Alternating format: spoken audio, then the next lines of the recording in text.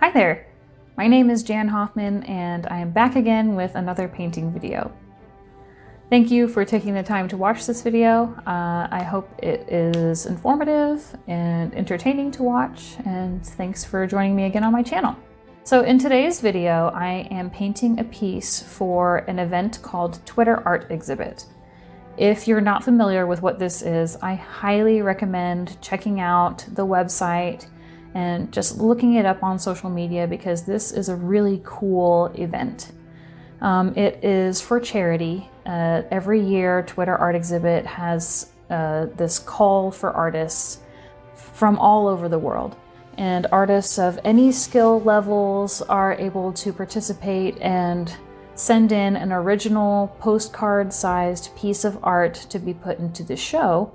And the profits from the art show and the sale go to a charity every year. Twitter Art Exhibit supports a different charity every year. This year they are donating the profits to an organization called the Encephalitis Society. So the purpose of this organization is to spread awareness about encephalitis and to provide resources and support to people who suffer from this disease. I have participated in this show once before. It was several years ago, maybe 4 years ago. And I always thought, oh, this is so cool. I'd really love to do this every year. But until this year, I just never really made time for it. So I'm really excited to have created a new original piece of art for this show. And I really hope that my postcard sells. I think that'd be just so fun and so cool. So the piece that I'm working on in this video is titled Still Life of Daughter's Snack. And really the only reason why I landed on painting the piece that I did is because I was thinking I really just wanted to paint a croissant. As silly as that sounds. I don't know, I was just looking at a croissant one day and I thought, you know, it's got this really bright, awesome color in it. It's got interesting texture. I just want to try painting one. So I grabbed a croissant that I had bought from the grocery store, and then I grabbed a couple of other food items that we just had on hand, and I laid them out on a black tablecloth, and I just took some pictures. So I am using my own reference photo for this picture. I basically just copied the lines and then I painted it with watercolors. So in this video, I'm just going to be going through my step-by-step process of how I approached that painting once I had the outline down on my watercolor paper. And yeah, this was really an exploration of color and mixing and creating different textures with the watercolor. So I hope that this video is informative, that it's entertaining, and it gives you just a little window into how I work. I'm going to start this piece by placing the background color first. The colors that I use to mix the black background will help me choose the colors for the main subjects. It's surprising how much variation and character you can create in mixing a seemingly neutral color like black. Since I know that the orange, croissant, and eggs in this piece are mostly warm colors, I'm going to mix a cool dark gray for the background, so it makes the food stand out more. Since I'm laying down a large patch of color, I wet the whole area with water first, so each section of the painting blends together better. I use a large angle brush and carefully trace around the big outlines. Then I use a small round brush to get into the smaller areas, such as between the blueberries.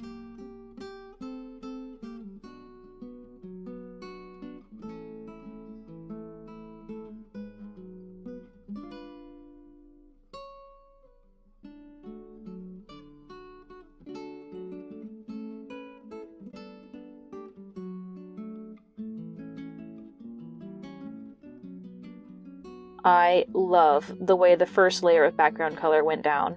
The granulation in the paint is gorgeous.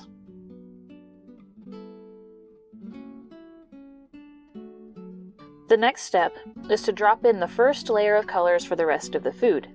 I'm starting with very bright base colors because I want to emphasize the light that's hitting the subjects.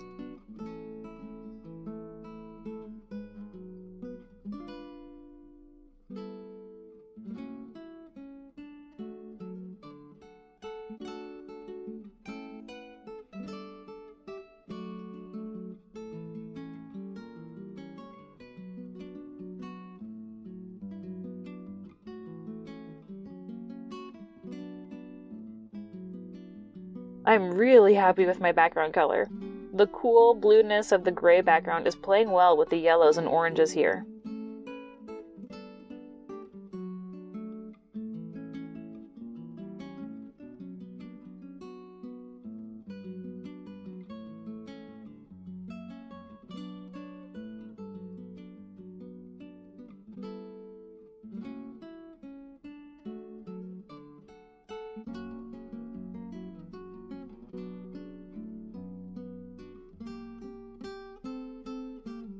I chose a very bright cyan blue for the first layer on the blueberries.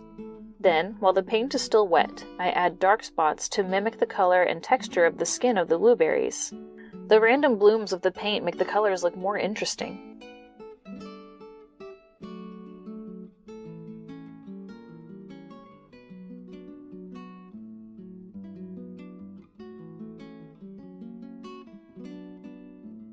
This is a technique I haven't done before, but I loved the results. I took a somewhat dry brush and pushed on the orange color of the croissant. It made this amazing texture that did a great job of mimicking the flaky top of the bread.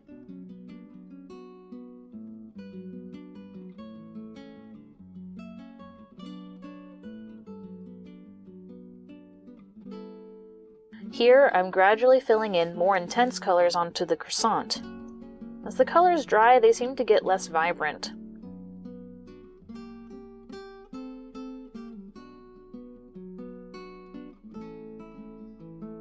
Now, some more color to the eggs to give them depth.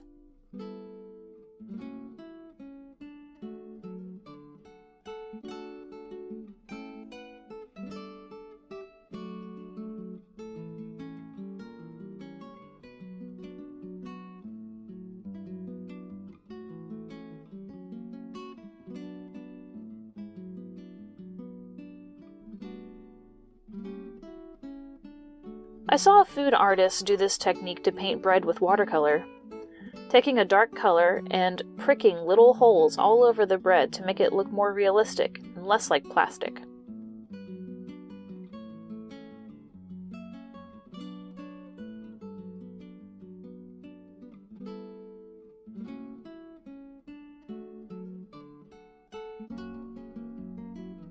Now I'm adding a lot of red. The crust of this croissant looks so tasty and caramelized. I wanted that to come through, so I kept trying to push more color onto it. I think at this point, I started to get frustrated with the croissant because I didn't like the results of my work. Time to move on to another part of the painting.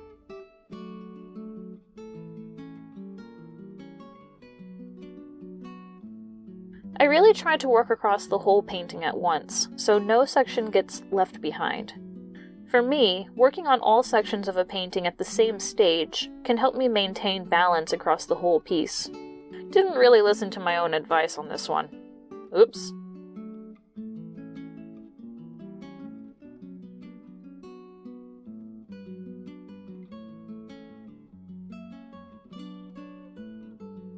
Time to give some attention to these blueberries. They need more texture and color.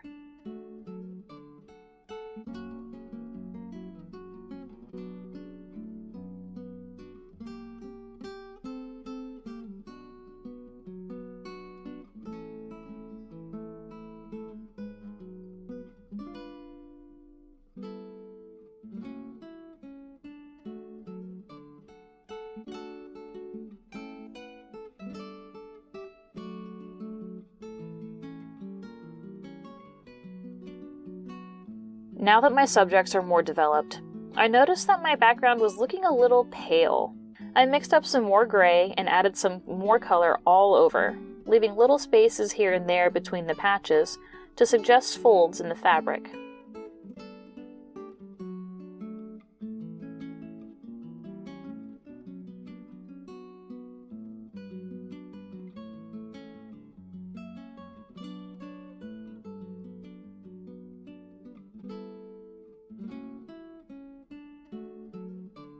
Here, I'm using a very small round brush and a stippling technique to create texture on the eggs and the orange.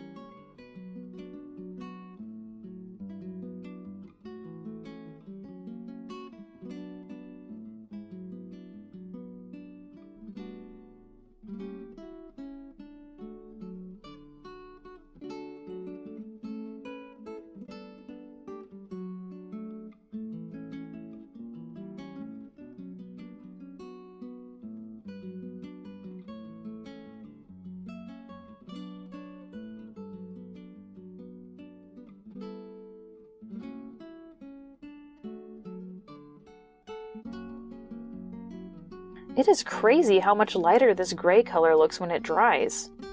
Time for another layer of background color. This time, I'm also going to use it on and around the blueberries. Painting a dark color over some of them will push them farther into the background.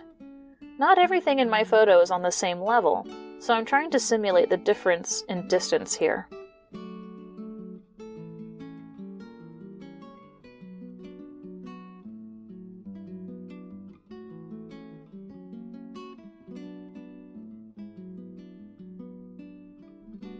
It was nerve-wracking to paint around the edges of the eggs. I really didn't want to make them smaller by accident.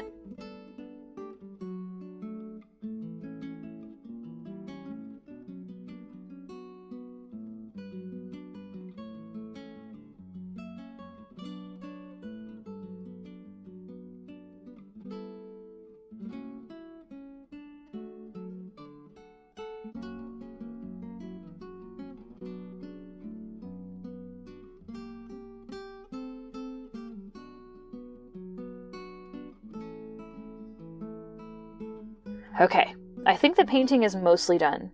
When I get to a point where I'm not sure how else to add paint, I stop and transition to colored pencils. At this stage, I felt that if I kept adding paint, I would overwork the piece and end up ruining it.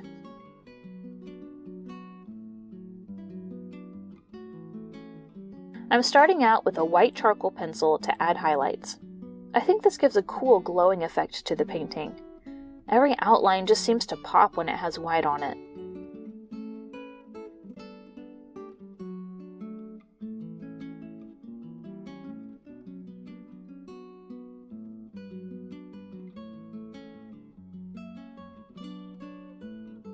Where I couldn't achieve a hard enough outline with paint, I make up for it with a colored pencil. Creating texture with a brush is still a challenge for me. At this stage of my art journey, I still feel more comfortable and in control with a pencil.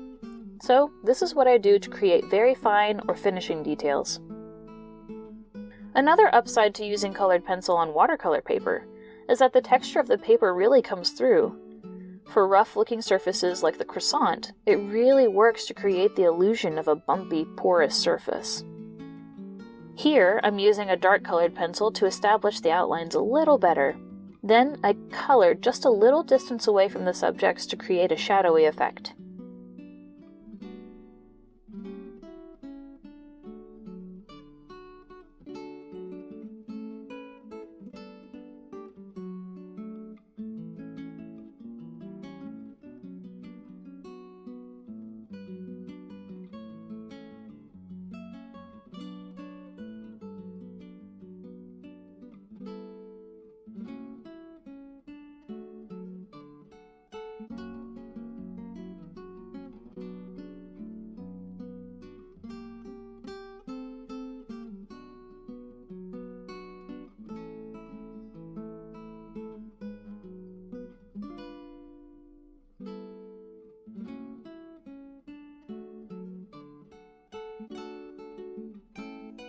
I think we're done.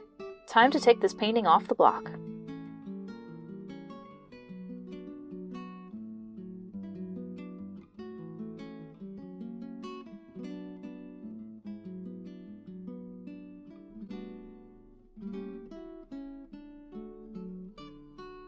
I need to trim the edges of this painting so it complies with the postcard requirements.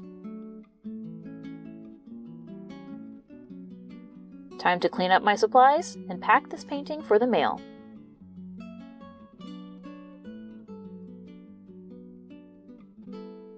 I took a piece of cardboard I had saved and trimmed it to match the size of my painting.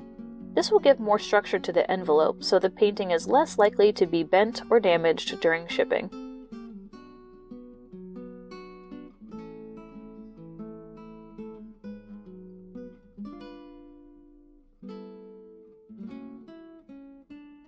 Perfect! Now I'm packing the painting inside a cellophane sleeve to protect it from moisture.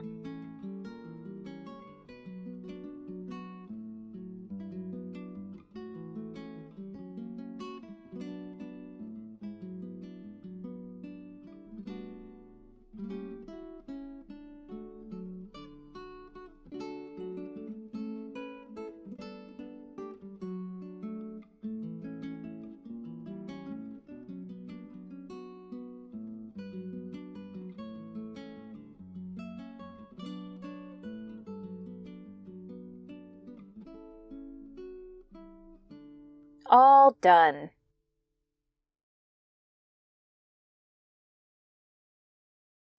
Okay, so my painting has already been posted to York. It has arrived safely in York for the show, which is going to take place on June 22nd until June 25th. That's when the physical art show is going to take place. And then after that, all the remaining cards are going to be put for sale online on the Twitter Art Exhibit eShop. So again, I highly recommend that you check out Twitter Art Exhibit. Go on to their Instagram, go on to their Twitter. You can take a look at the postcards that have been submitted on the eShop. They're giving you a preview of them just so that you can see what's available. And there's just hundreds and hundreds of beautiful original art pieces that are available for sale during this event. So again, I think it's so cool. I'm really thankful for the opportunity to participate in a show like this. I just think it's a great cause, and it's just different to be able to put my art in front of people who might not otherwise ever see it. So again, thank you so much for watching my video. I hope that it was fun for you to watch. And my real goal and purpose in making these videos is to just show how a kind of hobbyist artist like me just approaches painting. I'm a self-taught painter, and I haven't been painting for very long, maybe only 5 or 6 years. And everything that I have learned, I learned just by doing and by practicing. So I want to be able to encourage you that if you are a person who is thinking about pursuing some creative venture, or you want to try a new medium, then go ahead and do that. Every person is creative, and I want you to know that creativity is an innate part of your nature. And if I can do it, you can do it too. So again, thank you for joining me on my channel, and I hope to see you again on the next one.